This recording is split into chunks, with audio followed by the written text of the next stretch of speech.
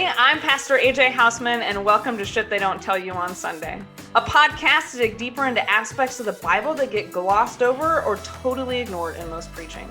The Bible has a lot of parts that are racy, uncomfortable, and sometimes downright horrifying. Let's talk about it. Well, welcome to episode 12 this week. Today, our guest is Pastor Kelsey Fitting-Snyder, who is the pastor at St. Matthew's Lutheran Church in Waco, Texas. Coming all the way from across the country in Texas. Oh. I know Kelsey. Kelsey's from Pennsylvania and is a Penn State fan. And so when I recorded with Pastor Melissa, our Nebraska fan, I apparently was wearing some Hawkeye colors. Allison pointed that out to me. She's like, "Did you do that on purpose?" And I didn't. But today I did. I was representing the Hawkeyes on purpose. That's funny. This is the first time I've not lived in like a Big Ten area. So people here could care less that I like Penn State because it's mostly Big 12 stuff. So sometimes I'll cheer for Iowa State because they'll play Baylor, and I'll cheer for Iowa State just to spite them. But yeah, you lived in Iowa for a little while, so like that counts. Yeah, and I lived in Nebraska too. So I have some love for my other Big Ten schools, but we are Penn State. That's just how it is. Again, this is why I'm representing. I want to say, speaking of Allison and football, she is really lucky that I love her so much because her wedding takes place on the weekend of the Iowa-Maryland game in Maryland, and I have been waiting to go to that. They haven't played each other in Maryland since I've lived on the East Coast, and they probably won't again for another 5 years. I'm a little salty about it still, but I will be in Wisconsin. Yes. The things that we do for the people in our lives that we love dearly. Because I do plan my calendar in the fall around Hawkeye football, but there are some things we make exceptions for. Yeah. Well, here it's fun because nobody cares about Penn State. And so, everything revolves around Baylor football here and times of games. And it's we can't plan certain things at certain times or meetings at certain times because of Baylor, and not just football, but basketball too. Like if there's a Baylor game on a Sunday or, some night during the week, we cancel our meetings because people are at the game. Well, they're pretty good at basketball, aren't they? I mean, the men just won a championship and the women won, so maybe, yeah. Yeah, I guess. Though, that is a thing to bring up. And, when you talk about like churches and trying to work around some of these things, because I've heard of pastors that live in Wisconsin, and everybody in Wisconsin, their life revolves around Packers, right? And so if it's NFL season, and it's a Sunday, so I know pastors that during football season, they alter the church's worship schedule and have one at 7:30 in the morning or something, so that or abbreviated services, to do something to work with people, so that they come to church before they go to the football game. Yeah, or to just go celebrate it. So you're not alone. I think that happens in a lot of places, and it's whoever says the church isn't adaptable. Yeah, we're so good at change, right? For things that matter, like sports. Yeah. But maybe not some other topics. Yeah, maybe not for women. Speaking of, shall we get into our topic of the day? Yeah, deep dive. All right.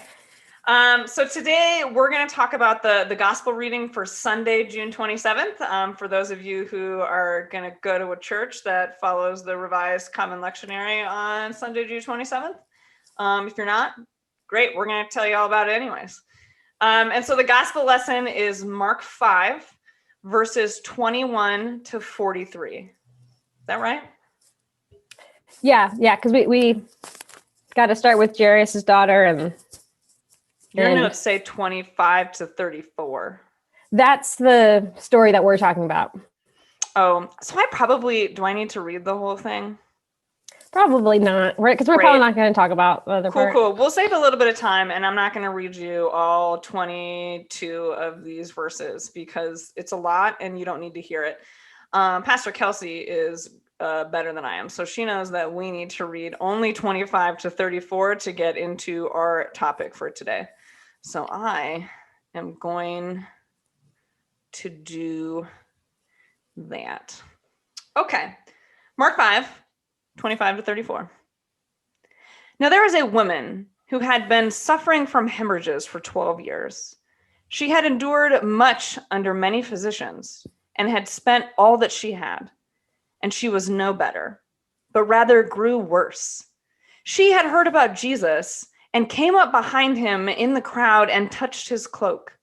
For she said, "If I but touch his clothes, I will be made well." And immediately her hemorrhage stopped, and she felt in her body that she was healed of her disease. Immediately aware that power had gone forth from him, Jesus turned about in the crowd and said, "Who touched my clothes?" And his disciples said to him, "You see the crowd pressing in on you. How can you say, 'Who touched me?'" He looked all around to see who had done it. But the woman, knowing what had happened to her, came in fear and trembling, fell down before him, and told him the whole truth. He said to her, "Daughter, your faith has made you well. Go in peace and be healed of your disease." Gospel of the Lord. Yeah. So, as you said, this is part of a larger story where Jesus is actually on his way to Jairus' house to heal his daughter. Yes. And a woman just comes up to him in a crowd and touches him. I don't know. This story always like makes me like a little emotional. And after hearing like this really powerful sermon on it at the Festival of Homiletics, I don't know. I don't often get, this is bad to say, I don't just get moved by the Bible. It's like when I talk about it, but that story, just hearing it, it Tell me, me what did the person at the Festival of Homiletics say that just like really moved you about this story? Oh gosh. Well, it was Reverend Otis Moss III. So if you ever, heard him preach or give a sermon, it just I don't think I know who that is. Okay. Well, I don't know too much about him. Other than I've heard him at the Festival of Homiletics multiple times, and he's an advocate and social justice, champion. Also, just so people may not, homiletics is preaching. Oh, yes. Like you've ever heard someone say a homily? It's a sermon, right? Typically a homily is considered short and a sermon is considered long, but like homiletics just means like the art of preaching. Yeah. And you would think, so I was skeptical the very first time that I actually went to this in person. It was a few years ago. And I was like, I'm going to go hear a bunch of people preach for 4 days. And I was like, is that going to be good? But it was great. And everything that you need to sort of, as a preacher, to just sort of re-energize you. This year it was all virtual. But Otis Moss preached on this text, and a few things that really stood out was the language that he used and the way that he framed this woman. And so maybe we should get into some of that and some of the history about this woman. So this woman who had said that she was hemorrhaging for 12 years. But some translations will say that she had the flow of blood. Right, which is an inaccurate like translation. So what we see as hemorrhage here is a flow issue of blood. So rhise is the feminine noun meaning the flow issue. And in the Greek New Testament, we only hear it here and in the Luke version of this exact same story. But and then hematos is obviously the word for blood, which we get, hematology, hemoglobin, all those good medical blood words, those come from the Greek. Yeah. And so because this woman had this flow of blood and well, okay, so hang on. Yeah. So the reason that we know that this is definitely like her issue here is menstruation, right? Like Yes. She's been menstruating for 12 years. So that's clearly a flow of blood issue.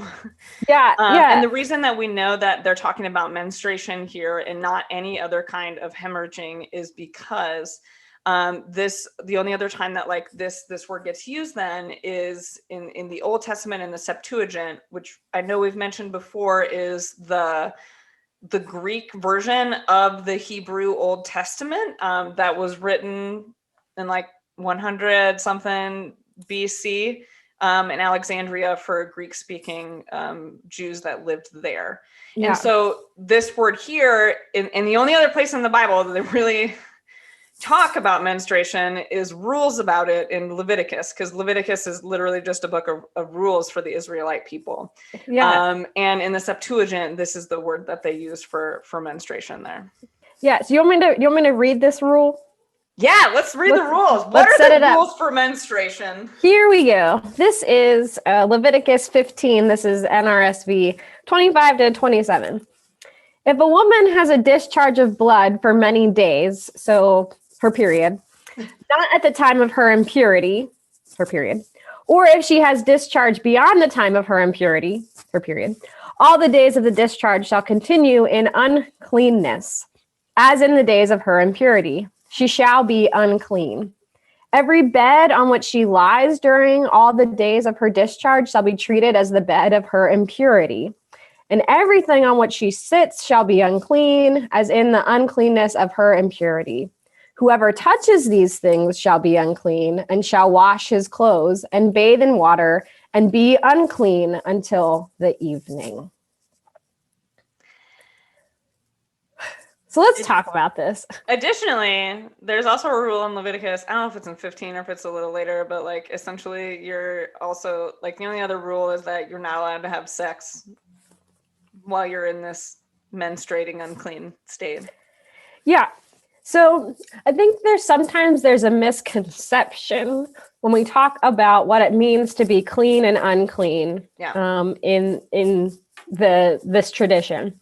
So if people, it's a ritual thing. So it's not really about your character. So to be unclean doesn't mean that you are sinful and you need to be cleansed of your sin. It's right. All That's about. That's a good distinction, because I think Christianity has really kind of warped that a little bit. Yeah. So it's people need to be ritually clean to participate in the religious life of the temple and things like that. Mm-hmm. And so where I love where Otis Moss went with his sermon then is he talked about how some theologians and biblical scholars have used a different translation of those words. And he talked about being restricted or unrestricted. Mm. And that restricted word is sort of what really touched me, especially when we think about women's health now. But so if we think about this woman in the gospel reading, she would have been restricted. She would have been living a restricted life. She would have lived in a community of other restricted people next to other neighborhoods of other restricted people. So people who've had other ailments or other conditions that made them unclean, unable to be associated with other people. Because again, if they came in contact with others, they would make other people unclean. Yeah, so to the point where also, so when women were in this unclean state, they were also not allowed to, they couldn't cook dinner for their family. They couldn't share dinner with their family. They couldn't, right? Like that would make other people unclean. They weren't allowed to go out into public because they could come in contact with people and also, make them unclean. Yeah. So the thing about like talking about menstruation and the Bible, and why this particular topic, and about just women's health in general is super important to Pastor Kelsey and I, is because like it's a topic that never gets talked about. So I was talking with my friend Jess a couple weeks ago, and told her we were going to do this podcast. And what she said to me was, she was like, "Oh my gosh, this is amazing." Growing up, not once ever did a pastor, a youth director, a Sunday school teacher, anybody in my church, not once did anybody ever talk about this in church. And so I mean, and I think that's true. I'm thinking about growing up. I'm like, do I remember? I think like I may have had conversations, but it was more so like someone was bleeding, right? And so it was just like a practical conversation at like a youth retreat about like, you know. And but like not even in church though. We just like don't talk about it in general because like, you know, I had a conversation with my husband yesterday. I told him I was doing this podcast and he was like, "Oh, what are you talking about?" And I was talking about, well, women with the flow of blood. I was like, "We're talking about periods and menstruation." And he's like, "That's in the Bible?" And I said, "Yeah, it comes up in the lectionary in like 2 weeks." And he was really like grossed out by it because anytime you talk about like menstruating or women's periods or ovaries or anything like that, it just wigs him out. So, I mean, and so like, this is a cultural thing, right? Like we just culturally it's supposed to be a hush hush topic. Like you're just not supposed to talk about it. Like, that's just the thing. Like you just don't talk about, which if you think about like how such a natural and essential, like absolutely essential part of life, that, you know, the menstrual cycle is to the grand scheme of the entire world. And that roughly 50% of the world's population experiences this. It's kind of like crazy to me that like we can't talk about it. Yeah. And I would say that has more to do with influences, and particularly influences of men. Mm-hmm. So when we talk about menstruation in the Bible, you know, it's pretty much all bets are off. We can talk about whatever we want, right? Because like these are things we don't have a lot of instructions from our forefathers on, because the idea of you know, just menstruation is so disgusting to men that over the last 2,000 years, they didn't talk about it. Like they have rules for everything, right? Like the amount of rules that the church forefathers, these white men, came up with to tell us how to do everything in life, remarkably silent when it comes to the topic of women bleeding out of their vaginas. Yeah. How strange. But let's like think about it for a second, because like our bodies do such crazy things. Well, this is what I said. Like, this is literally essential to life on, you know, like to human life, to, well, not just human, like any mammals, right? Yeah. Yeah. And the funny thing, the ironic thing is too, is that we talk about Jesus' blood all the time. The church loves to talk about Jesus' blood. Yeah. But we can't talk about women's blood. Oh, I have a good quote from one of the articles that I read.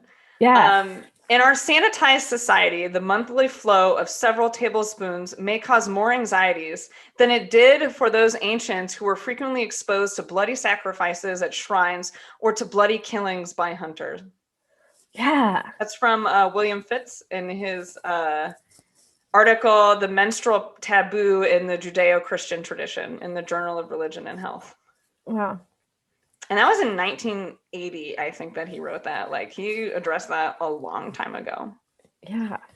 So the thing about like menstrual flows and men.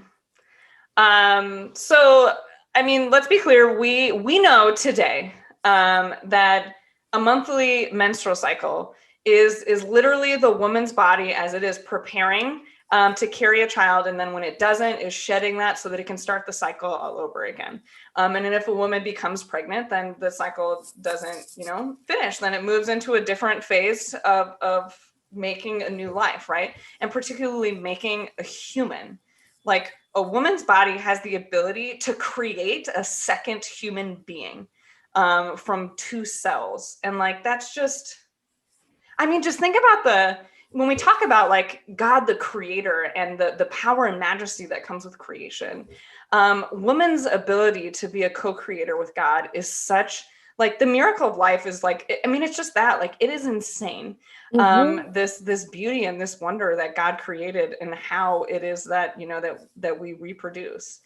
And so to think about like a menstrual cycle is the most like natural thing in the world, right? Like it is a part of the life cycle. And so to think about the fact that like we know this now, right? Yeah. But over the course of human history, you know, people weren't always as scientifically smart as we are today. And so philosophies that came up with, particularly by men, about why women menstruate vary. One religious perspective was that because Eve ate the damn apple, all women are cursed, right? Like that we are now inherently evil, and this is our curse to have a monthly painful flow of blood.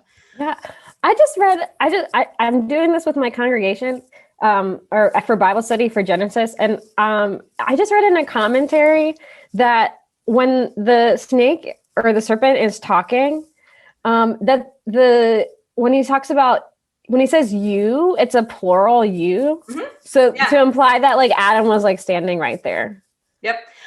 So I say this all the time to make it very clear to everybody. And I think I've probably said this on a podcast before, but to be very clear that like 99% of the time, that might be a high percentage, but very high percentage of the time in the English Bible, when you see you, it is most likely a plural. It is a you all. Yeah. That's just like, it just doesn't translate well into English. And I think that like, if I really was a good pastor, I would go through the lectionaries each week and change them to you alls and maybe, or some y'alls, because that's an okay thing to say in Maryland. Also in Texas, y'all. Yep, y'all is part of my vocabulary now. My phone even autocorrects to it. So nice. Yeah. This is what we need. We just need to go through the whole Bible, and every time you see a you, put a y'all there. Yeah, because that's what the author is really trying to say. Yeah. But anyways, another philosophy has to do with, you know, well, women are evil, right? And this is their punishment. But also that just apparently at some point in time, they also thought that just like once a month, women were possessed by demons, and that's why they started bleeding. Which, I mean, that doesn't really make much sense to me. Like all the women in the world just cyclically are possessed by demons. But again, it's the same thing of perpetuating that women are lesser, that women are inferior, that for some reason the fact that women bleed once a month makes them weak. Yeah. And another one, so again, we talked about this a couple weeks ago when we actually talked about that from Genesis, the deal with the apple there.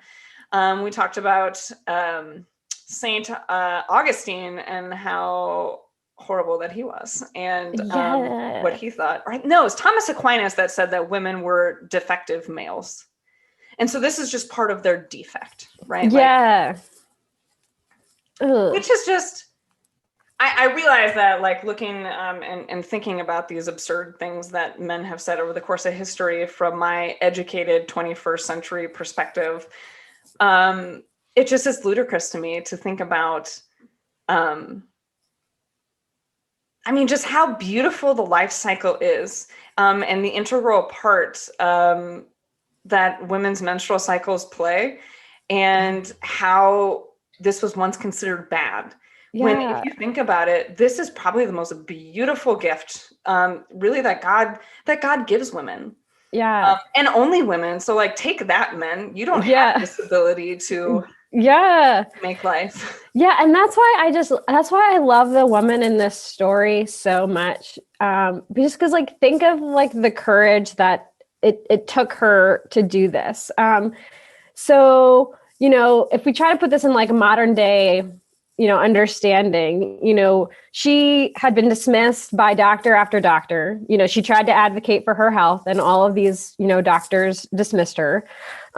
She couldn't find care, and they or probably she tried did to find care, and it was just super shitty men doing terrible things to her, and she spent all of her money on it. Yeah, and like this is her pre-existing condition, and they don't want to touch her. Yeah. So the ironic thing too. So she has the courage to get out in this crowd, which she knows she's not supposed to be around technically, right? Right. She's restricted, right? Like this is a no thing to do. Yeah, she's like on the ground, like trying to not cause a scene, like and she has to get past the church people, because the disciples are like around him trying to protect Jesus. And that's who she has to get by to get the care that she needs. So let's talk about that, about how the church is often in the way of access to women's care. Yeah. You know what, is this debate in the 21st century is alive and well. And I know, Kelsey, that you see that probably more prominently where you live in Texas. Than I do in a super deep blue state and city. Yeah. Well, first of all, just access to care is difficult. And, even just getting women that live in, impoverished areas, or like just access to things like tampons and pads, because, they bleed every month. And so just simple things. And then access to care when they do have an issue is difficult. Here we have a Planned Parenthood. I say it's in Waco, but it's actually, you kind of have to drive a little bit to get to it. It's not, anywhere with easy access. There's a tall wall sort of around it. But almost every day of the week, you can find people standing outside with their signs and trying to instigate and get people to honk. And they're little kids, and they don't even know why they're there. So, I mean, so part of this is a major, I think, misconception about what it is that Planned Parenthood does.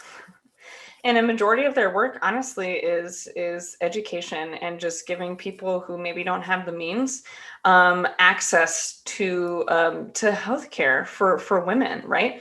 And part of this is because we also don't we don't talk about it, right? Like, this is such a taboo subject that like we don't teach our young girls about their bodies, and also about their rights over their bodies, right? Because apparently in a country where, we claim freedom, and that, everyone, like, people, I don't have to get vaccinated because it's my freedom not to. But at the same time, those exact same people are standing there trying to tell women what to do with their own bodies. Yeah. And it's so heartbreaking. And this was just recent. I had a college friend, excuse me, who has recently gone to a Planned Parenthood because she had just like a routine checkup, women get their annual exams, make sure everything's okay. Yeah. And again, those are to check for cancer, to check for other things that are that could be very wrong, right? Yeah. So. And she is a musician. She's an opera singer.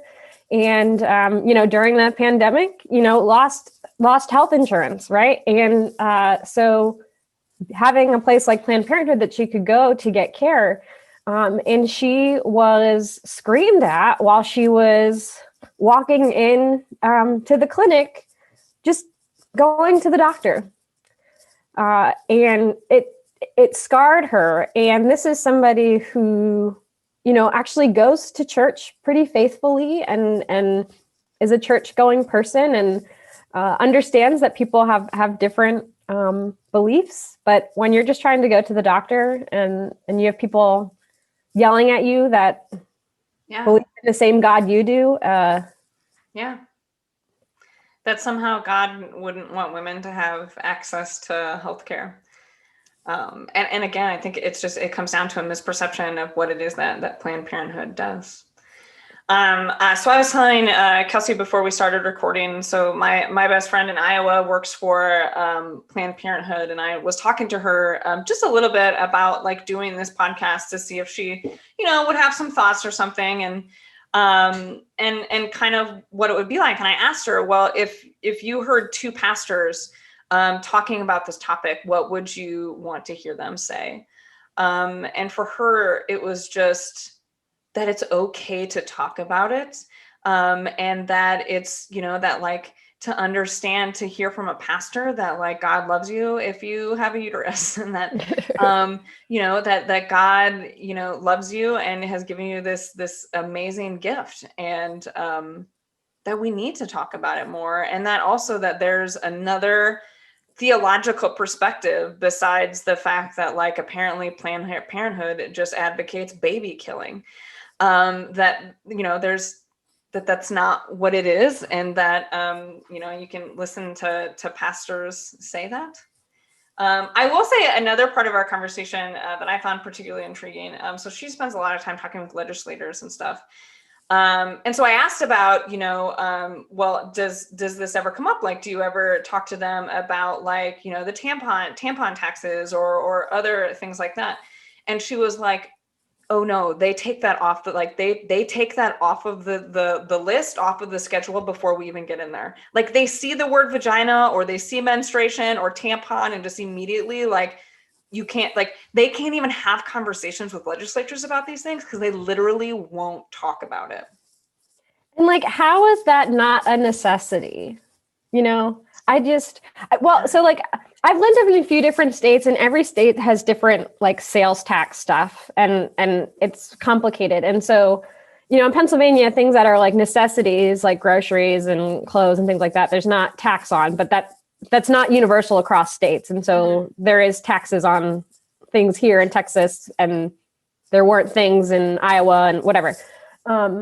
But in Iowa, it's just like healthy foods. Like you won't get taxed on bananas, but you will get taxed on potato chips. Yeah. So, but like, why would something like that not be a necessity when 50% of the population, or even maybe more than that, bleed every month, if they're regular, Yeah. And again, so this is a problem, right? So like when we think about that this should be a tax-free item, we can't even get it in front of legislators because they won't talk about tampons. That because this topic is so deplorable that we cannot talk about it. I don't know. It's just crazy. Well, and it's hard to because culturally there are differences as well. And when we think of the word restricted, there are women that are still restricted in churches today. Yeah. So you won't see this in the United States, but in some other countries, particularly with Eastern Orthodox churches, which are in like Russia and other Eastern European places, women are still not allowed to take communion if they're menstruating. Part of me is like, how do they police that? It's just like a self-policing thing, or what? Or like your husband will deny it to you? I'm really confused about how they. Oh, that is a good question. I think about that. But then there's also places still where like women aren't even allowed to go into the church or temple while they're menstruating. You see this in churches in India, and this has more to do with the influence of the culture on Christianity there. But that's more of a cultural thing that just gets infused into the Christian church. Yeah. I don't know. It's still just like sometimes I just don't understand like why things are still a thing. But I mean, like, so here's the deal. The fact in like, so all of us generally come out of the Roman Catholic tradition at some point in time. And I mean, that was a conversation. Like they had it like at some certain point in time, you were not, when it was the same. And then I'm not actually totally sure when it got changed. It was a very long time ago. But eventually they were like, oh, that's dumb. Yeah. And there's also, I think there's still today, we talk about how, in biblical times, it was, this clean and unclean thing or whatever, and ritually, but there had to be some shame too, that was part of this. There's still shame. And right. And that, yeah, exactly. And that's like, you think about young girls and, how they feel the first time, that this happens and they're at school or, and, or the first time you bleed through your pants, right? Like, because every girl has done that at least once when she was young, because, you're still figuring it out. Yeah. And you need, like, I remember, when I first started using like tampons and stuff, like they would give you like special cases so that people didn't know that like that's what you were doing, or like always having to like have a purse and carry your purse with you to the bathroom so people didn't see that, you had your period. Mm-hmm. Or I think of, again, people that are that can't afford products, and girls that have to stay home from school because they don't have access to the things that they need. Yeah. Addition to that is something that again my friend Jamie has talked about like trying to get in front of legislatures, is talking about that like tampons and pads should be like essential and given as a part of like our women's correctional facilities, and they're not. Mm-hmm. So that think about just incarcerated women often don't have access to them at all. Yeah.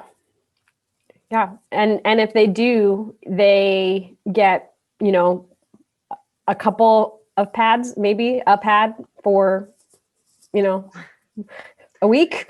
And anybody out there who has a menstrual cycle understands how far that probably goes. Right. Yeah. So I remember when they started making the compact tampons, that like it was just like easier to hide them then. Right, because, again, exactly. This is the thing, like we have to hide that there is still shame, that you don't want people to know that you're bleeding. Yeah. Yeah. We're like being on a youth trip, with girls, and, them like trying to like sneakily come over to like tell you like, hey, I need the health kit. I need the health kit. Can I tell you about so for me, the most unprepared period that I've ever had. So I was on an island to island canoe trip in the Apostle Islands, which is in Lake Superior in northern Wisconsin, off of northern Wisconsin. And I was in college, and I was one of the adult leaders. And it was me as like the female leader, and then a male pastor as like the pastor leader. And then we had youth that were on this trip.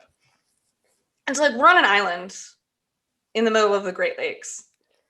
And I just didn't think ahead, didn't calculate, like, wasn't thinking. And so I was unprepared. And like I had to go to my pastor, right, and be like, listen, this is happening and I need help. And so he was really, really sweet about it. He also has 2 daughters, so he understands. But he went and he made this grand, elaborate excuse to the youth that he by himself was just going to kayak back to the mainland. He's the fastest kayaker and could get there by himself, like lickety split. And the rest of us, it would take all day. That he just was going to kayak back there because we've been so good and everyone deserves some ice cream. And so he literally one afternoon, like I took the kids and we hung out in the water because like that's what I could do that day. And he kayaked all the way back to the mainland and bought ice cream and a box of tampons for me. And it was just super sweet. Yeah. Mm-hmm. Yeah. And like, but like, luckily he wasn't like he knew what to do. He wasn't like, so yeah, he could have been like really weird about it, made it really awkward, and totally wasn't, and was really, really great about it. Yeah. Yeah. And that's why, I don't know, I just love this woman in this text so much because she just knows like what she needs and she goes after it. And we don't know her name, so we know that she wasn't, she was poor. She spent all the money that she had. That was the other thing too, is like she exhausted all of her resources to try to get well. Yeah. And so what I really like is then how, Jesus's reaction, right? Like, this is one of those moments again where like something super scandalous happens, like a woman should not have touched him, let alone a woman who is bleeding, right? Like super big no. That like she had to go around, his disciples who were like not cool to her at all. And Jesus just, does the thing that Jesus does, right? And just like, your faith has made you well. Yeah. Yeah. And that, like, I don't know, I read verses like this since, COVID, and like the word touching comes up, so much in this verse. And so that's really important, is the touching thing. But Jesus touching or here he was being touched by people that are restricted or unclean or whatever. It's sort of his like MO, throughout his healing, there's touching. He just so he always crosses those boundaries, right? Like all the rules, like he talked about with Nicodemus, right? Like he knows all the rules and he breaks them to help people and to heal people anyways. Oh, right. Yep. That all of these, all the rules that we have about women, whether they can go into church, whether they can touch people, whether they can do any of these things, Jesus says, screw all of you. Mm-hmm. I'm gonna heal them anyways. I'm gonna love them anyways. I'm gonna spend time with the unmarried outcast woman at a well, right? Like, and take water from her. Like, just again, all these things that like, all these rules that this is also why I don't understand the people that are so shitty to women in the church is sort of like, did you not pay attention to anything Jesus said? Yeah. Yeah. And so like, the healing here is personal, obviously for the woman, but it's a social thing. It's redefining these social boundaries, these social constructs of the time. And like this huge thing then happens when he calls her daughter. Yeah. Daughter. And this is where Otis Moss in his sermon just like, he just went for it. But it's a huge thing. That's personal. It is very personal because not even the disciples are called sons. So this he says daughter.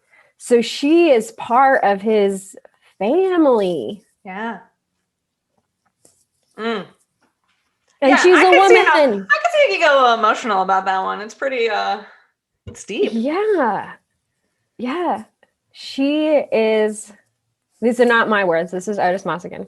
She is a princess because she is the daughter of the king of the Judeans. Yeah. And she has a period. Period.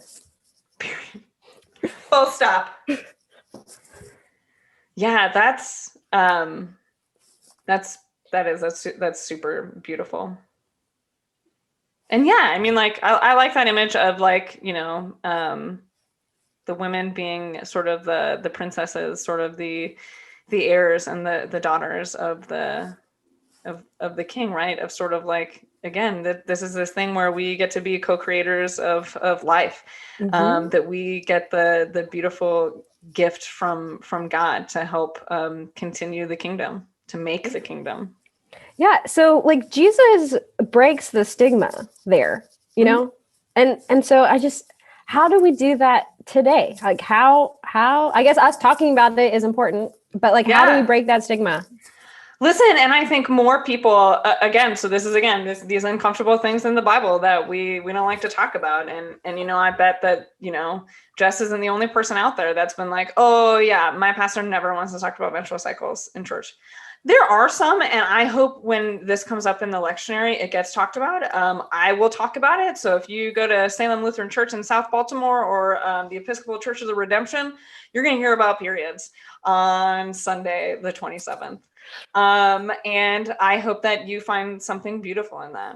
And if anybody out there, for any reason, doesn't get enough of me on this podcast, and wants to listen to my sermons ever, you can do that. If you go to redemptionbaltimore.org/sermons, you'll be able to find that there on that Sunday. But yeah, you're going to hear me name Jesus as that guy that, you know, again, crosses those borders. Yeah. It's beautiful stuff. But yeah, we need to continue to talk about it, and to let young women know that it's okay, that this isn't a shameful thing. And for those of you who might be bleeding right now, I'm going to say this is a gift from God, and you're probably not going to feel that right now, but it is. And it is a beautiful gift, and it is an incredible life cycle gift. I mean, so to think about a little bit more, maybe for the gentlemen out here who don't know much about female anatomy. So the eggs come from our ovaries, and a woman is born with all of the eggs that she will have, all of them. We don't make more. We have a set supply, and that's what our bodies slowly release throughout the course of our life until we run out, right? Yeah. And then that's eventually, that phase is called menopause, where generally somewhere in our early 50s, we run out. Yeah. My husband also doesn't like the word ovaries, so I'm just going to say it. Ovaries. Ovaries. Yeah. Ovaries. Ovaries. Well, one more time. Ovaries. Ovaries. Okay. So also then, so the ovaries then, you know, release these eggs every month. And then your uterus, which is where your bodies house babies, if they have one, like prepares itself to take a baby every single month. And then when a baby doesn't implant into the uterus wall, then your body gets rid of it and starts the cycle all over again. And that's what the bleeding is. And sometimes it feels like you're bleeding a lot, but it's really like, God, I remember the first time I looked it up and it was only like, 2 or 3 tablespoons. I was like, no way. But it's seriously, it's only like 2 or 3 tablespoons of blood, which I still find a little bit hard to believe, but apparently. Oh, and also for women out there who, I don't know if you've seen anywhere where like the COVID-19 vaccines were making women's periods like super extra harsh the month that they got their shots. Totally happened to me. It's the worst period I had in my entire life. So fun fact. That's a real thing. Yeah. Well, and I actually, we're talking about all this like menstrual blood and stuff, but like I have a kind of birth control that I don't really bleed. So yeah. Which is cool. And so here's the thing. It's your body and that's your choice. Yep. And that should be I think the key to anyone listening, especially men. No one's telling you what to do with your body. And women should have that same freedom. Yes. And I understand too that it is a privilege to have the access to this birth control. Mm-hmm. Which also, that could be a topic for another time. Well, and to say too is access. like, I don't think people always realize too that like we use the term birth control, but that's not, I don't think that's the best word to describe it, because I think that comes with stigmas that people don't really realize that, women take these medications or have these implants for all sorts of reasons. Lots of them are very good medical reasons. Mm-hmm. Because, not everyone has a super great, monthly cycle. And some of them can be really hard and really hard in women's bodies. Like the woman in our gospel text. Exactly. I'm sure she would have loved an IUD. Yes. Yes. Yeah. And that is, that's a good thing to bring up. So a lot of, yes, women that just bleed indefinitely, these are ways to help that. And for some people, it's not like it stops your menstrual cycle, but it regulates it. Yeah. Yep. Yeah. Lots of things that, people maybe don't get to hear about on a normal basis because we're not allowed to talk about it. Yeah. I hope people kept listening. Yes. At least the women did, I'm sure. Yeah.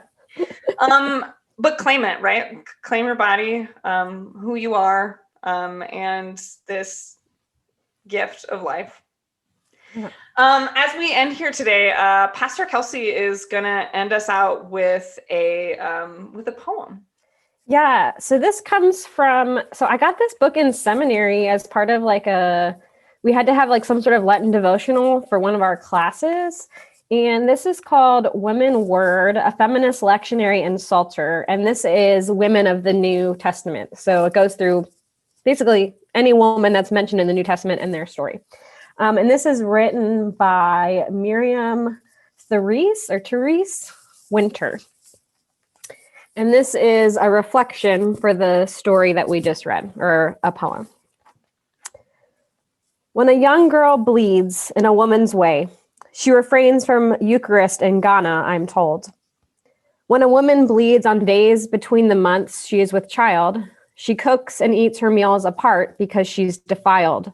So several wives for the man, you see, are a practical necessity, a tradition from old. Jesus, the blood of the woman who bled mingles with the blood you shed, as a sign of contradiction, for it has been revealed, who touches the hem of your justice absolutely will be healed, but not without crucifixion. Now, what will it take to stop the flood of discrimination associated with blood?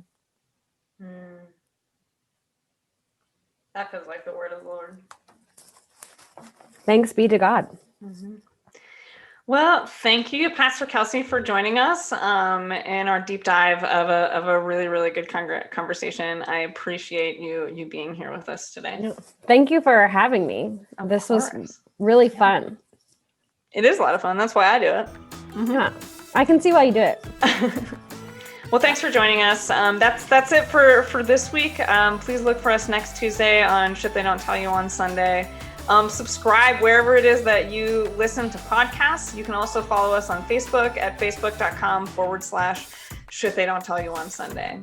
As always, share this with friends and family, maybe especially young women in your congregations this week that you think would just, need a little bit of Jesus and to journey with us as we talk about some of these things.